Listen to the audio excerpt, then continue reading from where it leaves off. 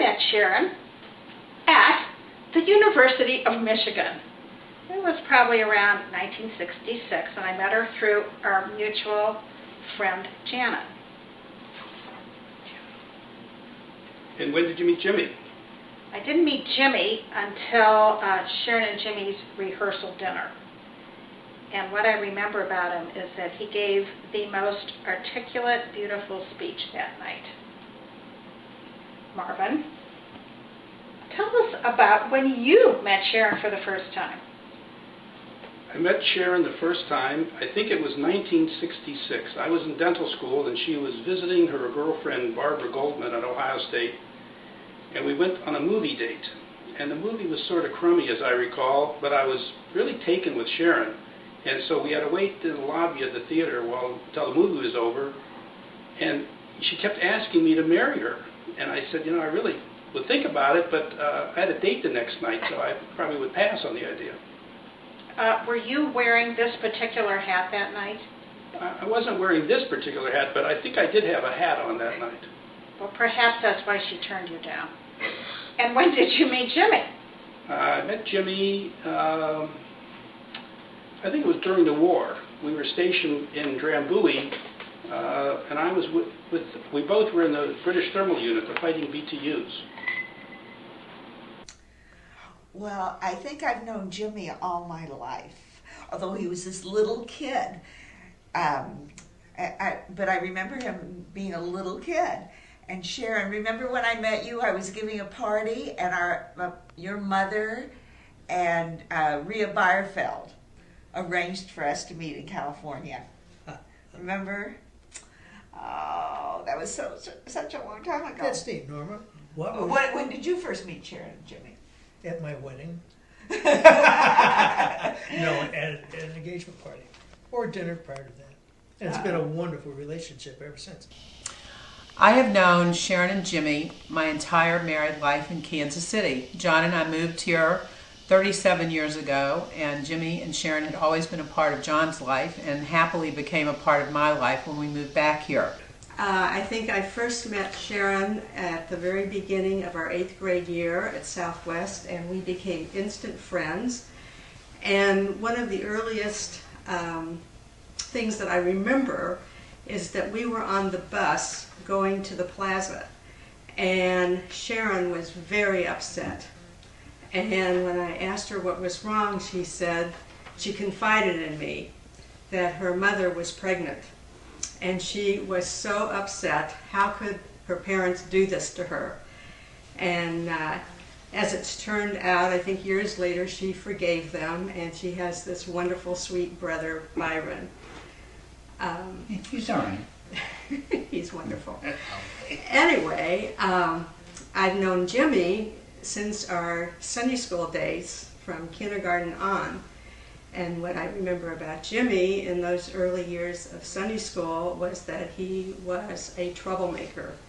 He caused havoc. And I felt so sorry for the teachers because they just didn't know what to do with he and his friends. And what was interesting, that fast forward years later, in about 1971 or so, found out that Jimmy was teaching Sunday school at the New Reformed Temple, which was a huge shock to me that he was teaching Sunday school, and I guess that was his way of atoning how he acted towards his teachers in Sunday school. So, Jerry? Yes? How do you remember meeting Jimmy? Well, I was dating Jimmy's sister, Kathy, and I met Jimmy when he was playing football in his side yard. And, Lauren, how did you meet Sharon? Actually, it was so long ago. I think it was in my teens. I can't remember, but I am so glad I did. I have known Sharon. As Sharon says, I've known her since she was in her mother's stomach. Well, that's a long time. That's a long time. All right. Because Sharon's mother and my mother have known each other all their lives, and our grandmothers knew each other. So I've known everything about Sharon since the day she was born. You have a lot of dirt on her. There's lots of dirt on Sharon. Unfortunately, there's no dirt. Sharon was always good. She's pretty clean. Pretty clean. Smart, clean, did her homework. Sharon, I think we met when we were tiny little girls when our dads used to play in the Visionaires Poker Club. I remember lots of happy times when our families got together, when we would have picnics and spend the night at each other's houses. It's been wonderful renewing our friendship as adults and watching you raise such a beautiful family, you and Jimmy.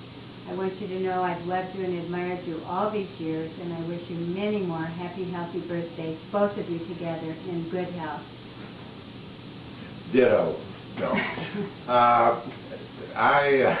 I can remember, Jimmy, I think I remember seeing you when I took your sister out one time, when we were in high school. You were probably about 12 years old. I just kind of remember you being in the house. I don't know if I was formally introduced to you or not.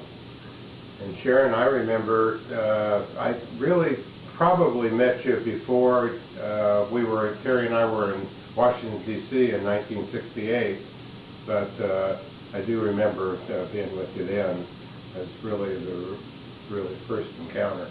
I was Sharon's first college roommate in 1963 when Ohio State made one of the best Chinnooks in history, matching us together. And in any normal circle of friends, I would be one of Sharon's oldest friends. But in your circle of friends, guys, I am one of the newest friends because you have the best circle of friends in the world, and that's because you attract the best people in the world, namely us and everybody else who adores and loves you. I met you, Sharon and Jimmy, when Barb and I came to Scottsdale when we were very new. First night we slept together. And that's Barb talking in the background because I can't do this good enough. We first met you somewhere during the last 10 or 15 years, either in golf, in community work, or through mutual friends. And it could be, and I'm over 65, that we just don't remember where we met you. It could have been in even a different life. But or a bar or something. It's close, what she said. So that's number one. I married Judy, and they were at the party at Judy's mother's home for Thanksgiving. Yeah, that's right. Okay. I first met Jimmy when he was a camper at Oakwood Day Camp, and he was a mischievous little guy then, and nothing much has changed.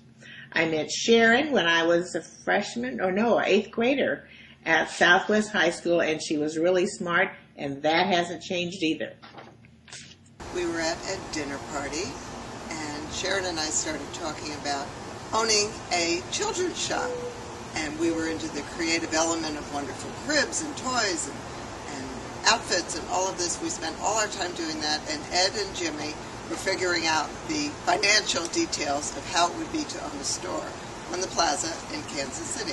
Well, we spent the whole evening talking about it, and as it turned out, Sharon and her friend Millie opened a store that was a very successful houseware store.